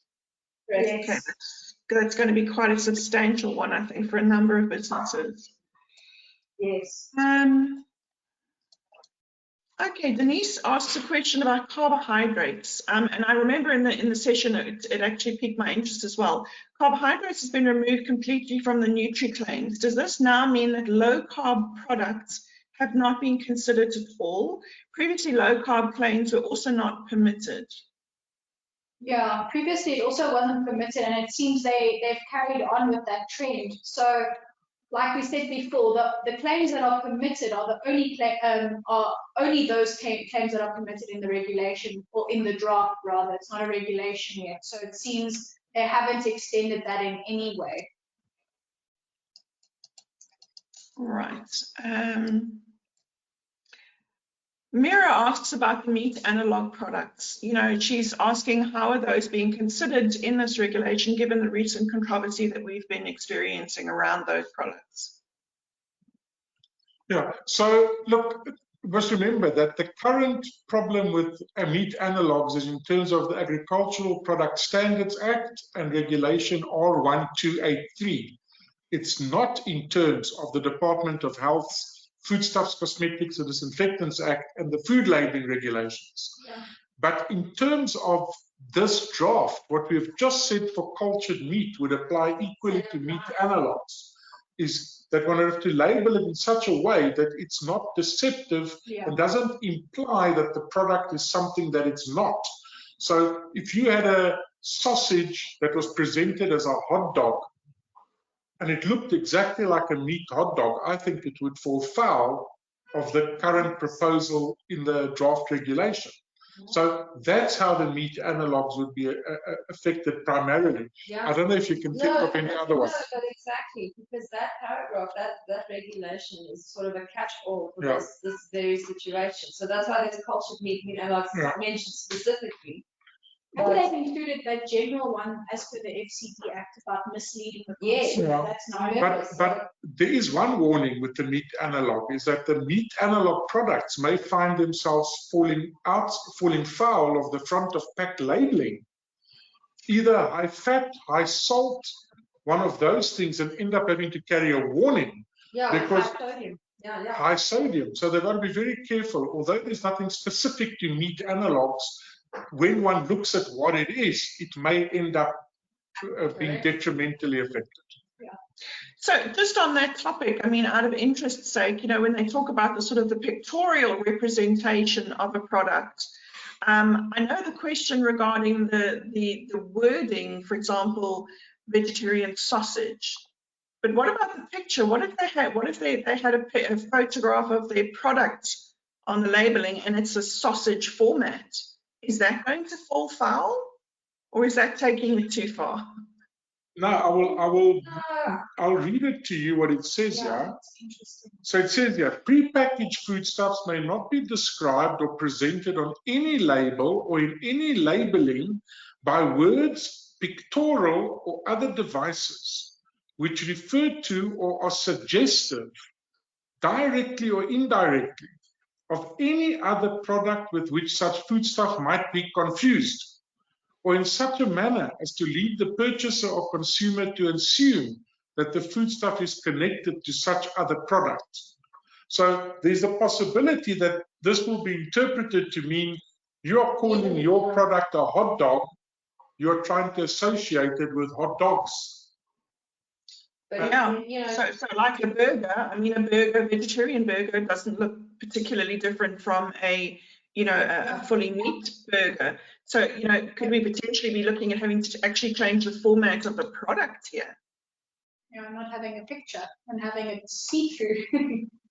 Yeah. No. So look, I mean, these will obviously all come up as debates, you can imagine. But I think that this builds on the problems which are experienced in R1283 under the Department of Agriculture, which has in some ways similar provisions. Okay, moving on, we have, you were speaking about the water, the claims on water packaging. So drink lots of, what was it, drink lots of fresh water. We have a question here about, what about alkaline water? I'm assuming that would be included. Alkaline water would not be allowed to be. It's all packaged water, so yes. Wow. Okay. So QID is based on the whole recipe. So 97% whole grain would not be possible. For example, a bread cannot be made with 90% flour and the rest water, Denise asks. Sorry, say that again. You need to comment. That's a comment you need to submit. Yeah, so that's a comment that you would need to submit. That's exactly that. Look, we mustn't forget, when R429 was a draft, you know, there were workshops just on whole grain. Yeah. There were meetings. I can't tell you how many days and hours were spent on the whole grain debate. This is not a simple issue. Yeah. And people must make proper scientific submissions to the department on the issues that affect them. Yes. This is the way it was written, following on from R429. And yes, if this is something that's relevant to you, you will need to submit your comments in time. That's all we can say on that point. And we're not bakers. We can't really comment on what's possible if 90 or 93 or 79. That's something that people that are experts in this will have to comment on. Absolutely. But I think, again, just to highlight the fact that everybody has the right to submit their comments, and they really should be if they feel that their product is, you know, if it's unclear how the regulations address their product, or if they feel like it is, you know, some of the challenges that we've seen already, you know, and we really do want to encourage people to do that. Well, they're one shot, so it's actually very important to comment. Exactly. We have an interesting question from Melissa, which regarding the herbal substance. A person may not add any herbal substance to food stuff which is not considered a culinary herb or spice in South Africa. She asks the question, what about raw baobab, moringa, etc., which may be added as a soft extract? Moringa. Sorry, but as a colorant or added as what? Culinary herb. Oh, culinary herb. No, so the culinary herbs are a list. It's a defined list. It's a defined list. There's a table, and if you don't find it on the table, you can't use it. So if you think the table is missing things, it's really important that you make submissions. And bring it to their attention. But don't just say, hey, you left this off the list. You're going to have to explain. Why? Why is it a foodstuff? Why is it a culinary herb? Why it's consumed in South Africa ordinarily, so that you can substantiate why it should be added to the list. Yeah, Janusz, I think definitely one of the things that I've picked up through the course of today's discussion has been, you know, about validating your comments when you put them in. So not just saying, hey, it's missing this, you know, but making a suggestion to say, you know, it should include this because it is A, B, and C. Yes. Absolutely. Okay. Yeah. So, if you don't substantiate it, then just ignore it. I mean, it's not even, don't even waste your time submitting it. Yeah. So yes, good point. You know, don't bother, because they are, if you're not producing any sort of evidence for them, they're not going to consider it potentially. Interesting one from Richard again was the, you know, I'm using white on other colors. You know, that white labeling and lettering, is it only going to be allowed on black? You know, do you have any? I mean, it seems to be that's what we had to read that, I think, 2 or 3 times just to make sure that we are understanding this correctly. But that's what it says. But yes. I don't know why. You can't say why, we just know what it says. Yeah. Loambeso says regarding marketing, sell by date is prohibited. Does that mean display until is also prohibited, even though you use it together with best before date on the same sticker? Well, only the permitted wording as per that regulation is allowed to be used, so any other wording would be prohibited. But that was done with R146. You have to use those words. You have to use the words that's provided in the regulation. And it's not best before anymore, whatever. It's now best quality before dates. Yeah, best quality before. Yeah, and I think, as you mentioned, there's that grey area where it can be sold after, it can be donated after that date, but potentially also sold, contingent to being sold. Yeah, to be honest, I don't understand why they included that thing about and can be donated after that. That makes no sense to me. And I suppose some comments will need to be submitted on that as to why only can be donated, or what is the intention there. Yes, yeah. We have a question here about CBD being considered a culinary herb. I know it mentioned hemp specifically. Does that exclude CBD? So we've got to be careful. CBD is not a herb. CBD is an oil extracted from cannabis sativa. So that's the first thing. CBD is not a herb. The herb would have been cannabis sativa, not indica. Yeah.